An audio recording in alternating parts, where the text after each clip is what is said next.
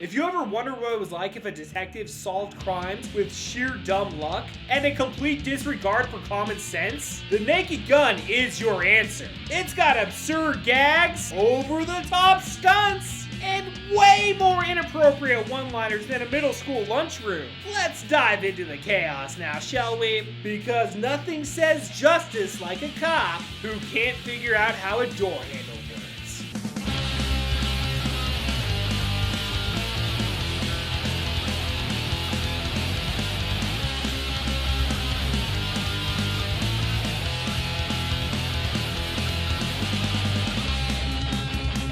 What's up, ladies and gentlemen? Welcome back to a brand new episode of Video Rental Chaos. Tonight, we're diving into The Naked Gun, the comedy classic where the jokes fly faster than a hypnotized baseball player.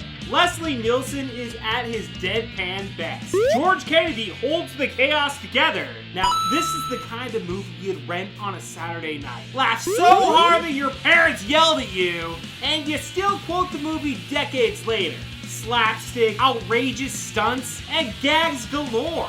It's as funny now as it was 36 years ago. Now, let's go ahead and get into this one, okay, before I spill something on the Queen. The movie kicks off with Lieutenant Frank Drebin stopping a meeting of world leaders. It's ridiculous right from the start. Frank punches, kicks, and fights his way through the room, taking on every dictator you could think of in the 1980s. The over-the-top action is hilarious and sets the tone for the movie. Frank then returns to Los Angeles, California, and learns that his partner, Norberg, played by O.J. Simpson, has been shot. Like we said at the beginning, the hospital scene is pure slapstick. We meet Jane, played by Priscilla Presley, and Vincent Ludwig, played by Ricardo Montalban. Ludwig reveals his plan to use a hypnotized baseball player to assassinate the Queen of England. Frank, of course, stumbles into the investigation, messing up every step of the way. The scene works where Frank sneaks into Ludwig's office and accidentally destroys everything. What's our word of the day? Slapstick. Frank and Jane fall for each other, and we get a classic 80s romantic montage.